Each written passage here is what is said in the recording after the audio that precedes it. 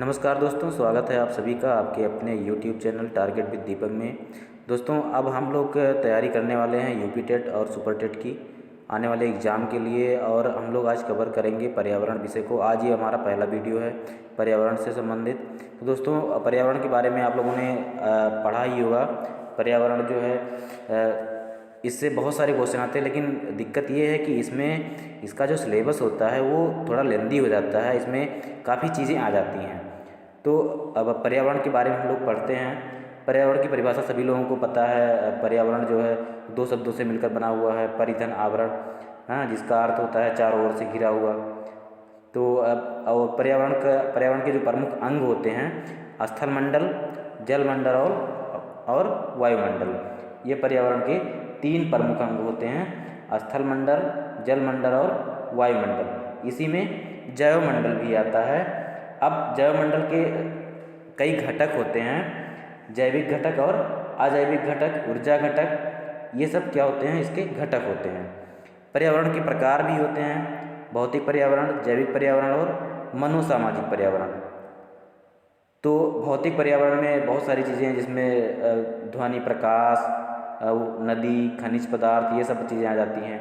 जैविक पर्यावरण में जंतु समुदाय आ जाता है, वनस्पति समुदाय आ जाता है, और मनोसामाजिक समुदाय में सामाजिक, आर्थिक और आध्यात्मिक, राजनीतिक तमाम चीज़ें आ जाती हैं।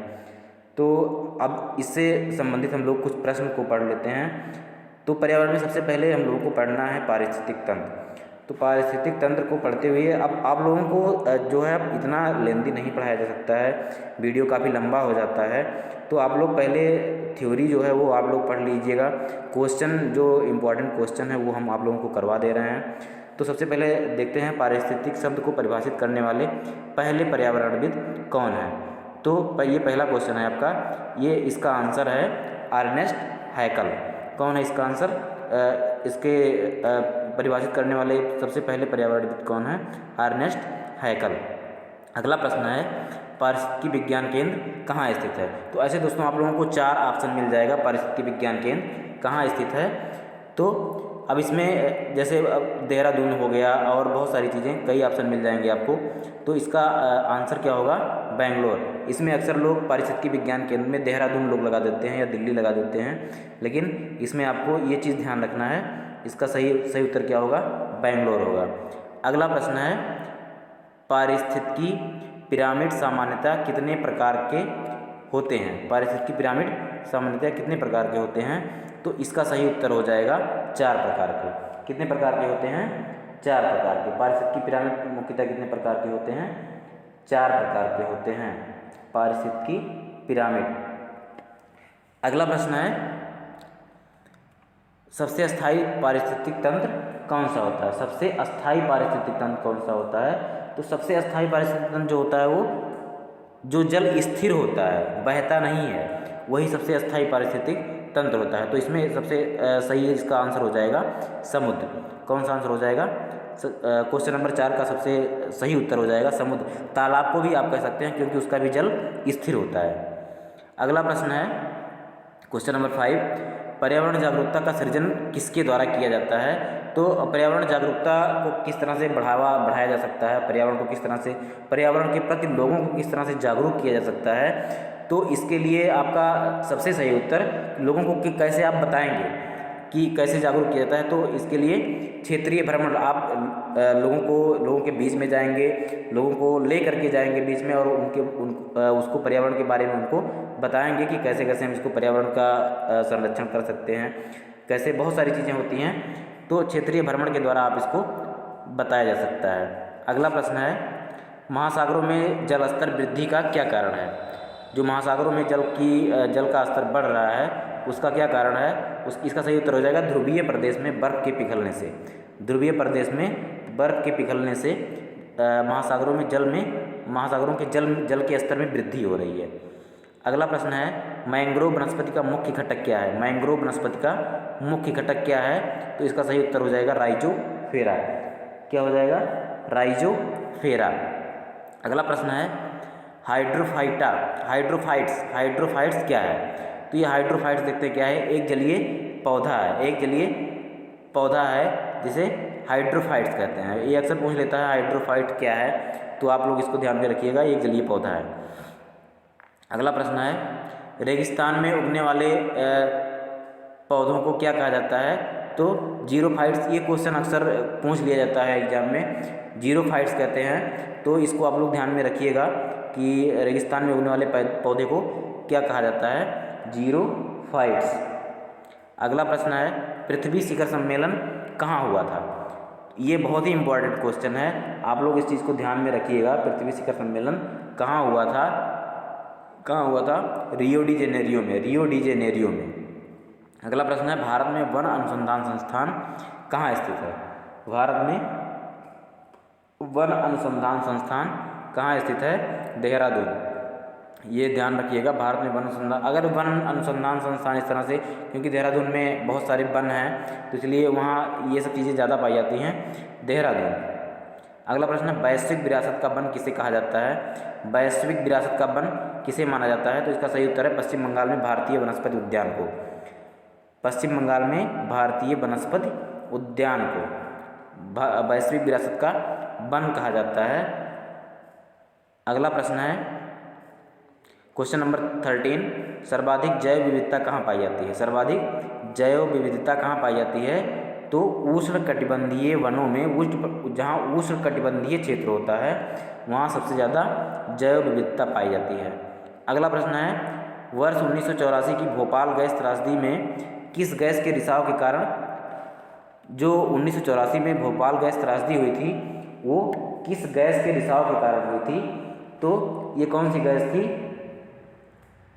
Methyl isocyanate, methyl isocyanate. ये दोस्तों मध्य प्रदेश के भोपाल शहर में 3 दिसंबर सन 1984 को एक भयानक दुर्घटना हुई थी, जिसमें इस गैस का रिसाव हो गया था, मिथाइल आइसोसाइनेट का। इसमें एक यूनियन कार्बाइड नामक कंपनी के कारखाने में एक जहरीली गैस का रिसाव हुआ था, यही जो हम बता रहे हैं मिथाइल आइसोसाइनेट का। इसी के कारण 1500 से अधिक लोगों की जान चली गई थी। तो इसको आप लोग ध्यान में रखिएगा, काफ़ी पुराना क्वेश्चन हो गया लेकिन फिर भी पूछ सकता है। अगला प्रश्न है, विश्व पर्यावरण दिवस कब मनाया जाता है? तो विश्व पर्यावरण दिवस, ये कॉमन सा क्वेश्चन हो गया है, अक्सर पूछता भी है। तो कब मनाया जाता है? 5 जून को। कब मनाया जाता है विश्व पर्यावरण दिवस? प्रत्येक वर्ष 5 जून को मनाया जाता है। इस दिवस को मनाने की घोषणा संयुक्त राष्ट्र ने पर्यावरण के प्रति वैश्विक स्तर पर राजनीतिक और सामाजिक जागृति लाने के लिए वर्ष 1972 में की थी। 1972 से आज तक 5 जून को विश्व पर्यावरण दिवस मनाया जा रहा है। MS स्वामीनाथन किससे संबंधित हैं? MS स्वामीनाथन किससे संबंधित है? तो ये क्या है? कृषि वैज्ञानिक हैं। MS स्वामीनाथन को भारत में गेहूं की उच्च उपज वाली किस्मों को पेश करने और आगे बढ़ाने में उनका विशेष योगदान रहा है, इसलिए इनको कृषि वैज्ञानिक जो है ये इसलिए चर्चित हैं कि गेहूं के उत्पादन में वृद्धि कराने के लिए इनके नेतृत्व में जो है काफ़ी चीज़ें, हरित क्रांति के जनक भी कहे जाते हैं MS स्वामीनाथन। अगला प्रश्न है,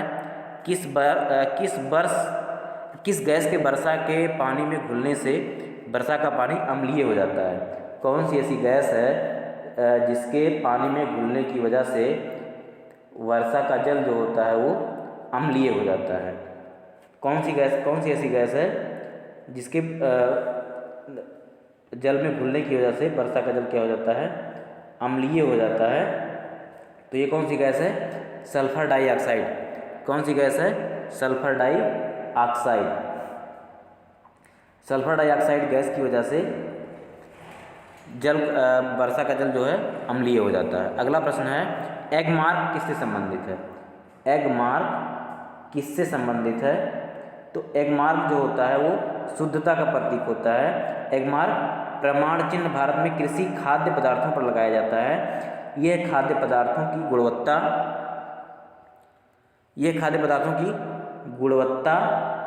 और ये खाद्य पदार्थों की गुणवत्ता से संबंधित है। इसके अगर एगमार्क किसी खाद्य पदार्थ पे लगा हुआ है तो ये मानिए कि वो 100% सही है। इसकी शुरुआत जो 1973 में की गई थी। ये मानक भारत सरकार में भारत सरकार के विपणन एवं निरीक्षण निदेशालय द्वारा अनुमोदित किया गया है। अगला प्रश्न है WWF किससे संबंधित है? WWF किससे संबंधित है? तो WWF का पहली बात फुल फॉर्म होता है world wide life fund. World wide life fund, इसका जो फुल फॉर्म होता है वर्ल्ड वाइड लाइफ फंड। तो ये किससे संबंधित है?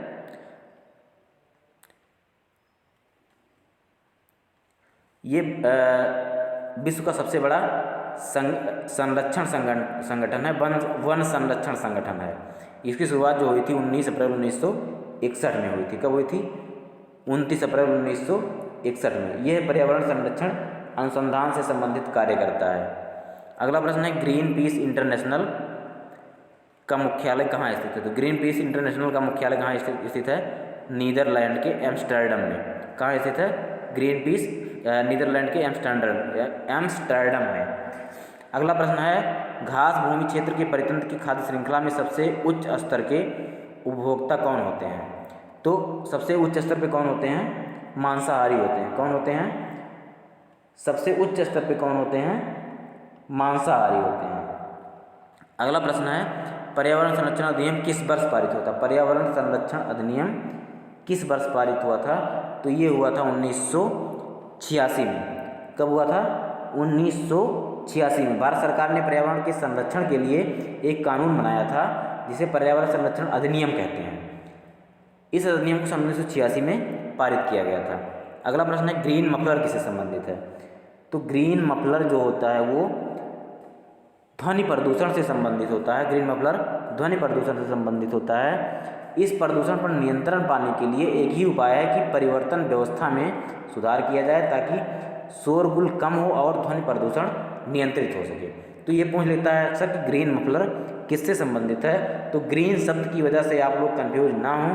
ग्रीन शब्द आ जाने से आप पर्यावरण से संबंधित लगा सकते हैं, लेकिन ये ध्वनि प्रदूषण से संबंधित है।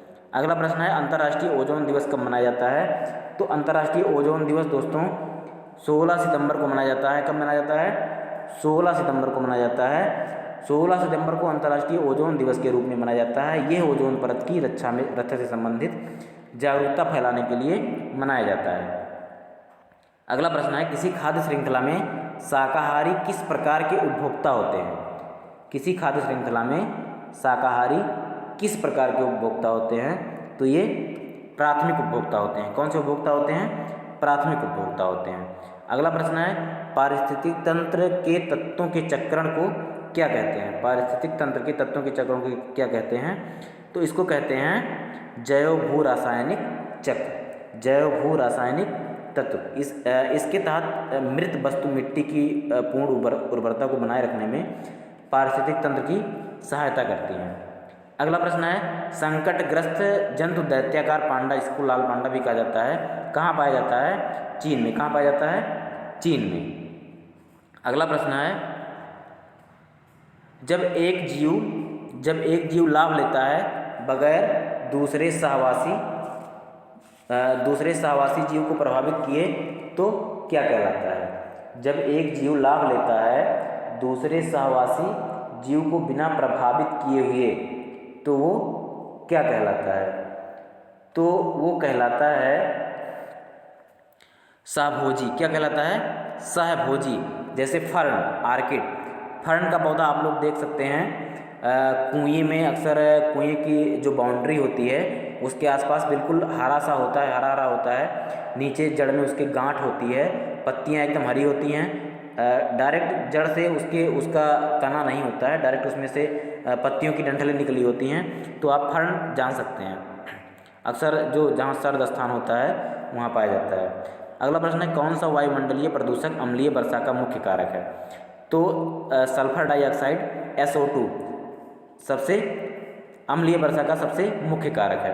अगला प्रश्न है खाद्य श्रृंखला के परस्पर समूह को क्या कहा जाता है? तो खाद्य श्रृंखला के परस्पर समूह को क्या कहा जाता है? खाद्य जाल कहा जाता है। दोस्तों अब अगला वीडियो भी हम लेकर आएंगे। अगर आप लोगों को हमारा वीडियो अच्छा लगा हो तो हमारे चैनल को लाइक करें और सब्सक्राइब करें और वीडियो को शेयर करें, जिससे आप लोगों को भी फ़ायदा मिल सके। आप लोग पढ़ते रहिए, थ्योरी आप लोग जरूर पढ़िए। बिना थ्योरी पढ़े आप लोग को क्वेश्चन समझ में नहीं आएगा। हम तो क्वेश्चन इंपॉर्टेंट क्वेश्चन जो होगा उसको करवा देंगे, लेकिन बिना थ्योरी पढ़े आप लोगों को क्वेश्चन नहीं समझ में आएगा। बहुत बहुत धन्यवाद।